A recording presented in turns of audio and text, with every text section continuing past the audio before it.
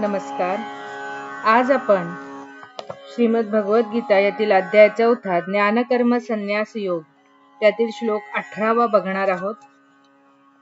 या श्लोकामध्ये भगवंत सांगतात की जो मनुष्य कर्मामध्ये अकर्म आणि अकर्मामध्ये कर्म पाहतो तोच खरा बुद्धिमान. मागील श्लोकात कर्म, विकर्म आणि अकर्म याचा सविस्तर विस्तार आपण बघितला, त्याचं स्पष्टीकरण बघितलं. आता या श्लोकामध्ये कर्माचा अकर्माशी आणि अकर्माचा कर्माशी कसा बरं संबंध आहे तो बघूया. श्री भगवानुवाच कर्मण्य अकर्म यः पश्येद कर्मणि च कर्म यः स बुद्धिमान मनुष्येषु सयुक्तः कृत्स्नं कर्मकृतः. जो मनुष्य कर्मात अकर्म आणि अकर्मात कर्म पाहतो असा सर्व योग्य कर्म करणारा ज्ञाता पुरुष तोच योगाचे वर्म जाणतो.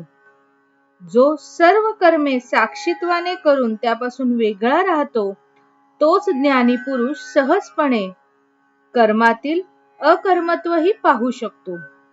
आकाशात सूर्य चालत नाही पण आपल्याला पूर्वेकडून पश्चिमेकडे जाताना दिसतो. तसाच आपल्या सगळ्यांमध्ये जो आत्मा आहे तो कुठेही भटकत नाही, तो कुठेही जात नाही, चालत नाही.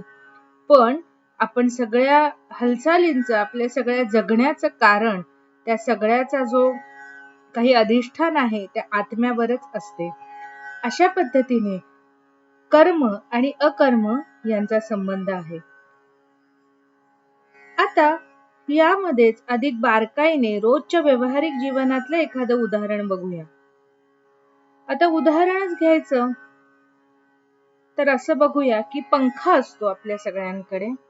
पंखा फिरतोय, पंख्याची पाती फिरत आहे.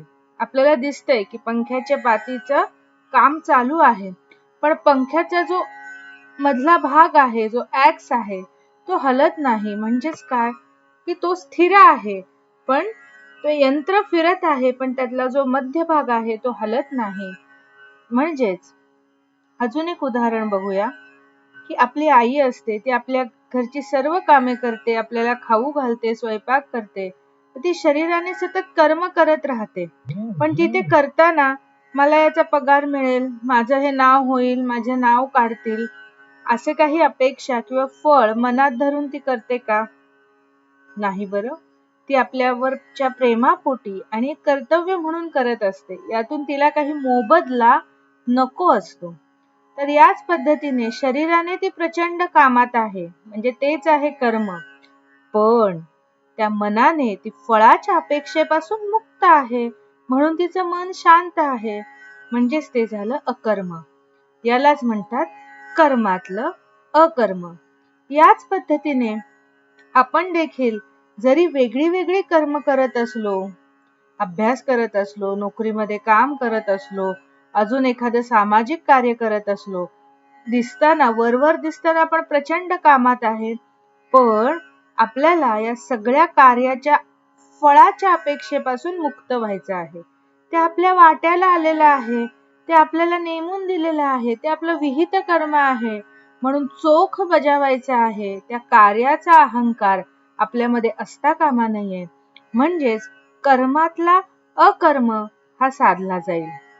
म्हणजेच काय तर एखादं यंत्र चालते तेव्हा त्याचे सुटे भाग फिरतात, पण त्याचा आस हा स्थिर असतो.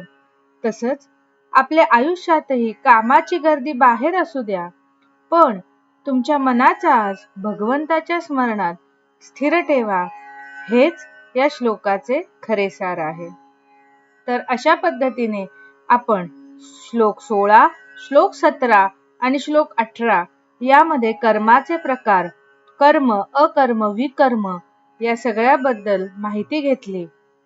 तर सगळ्यांनी जय श्री कृष्ण लिहायला विसरू नका. हरिओम तत्सत.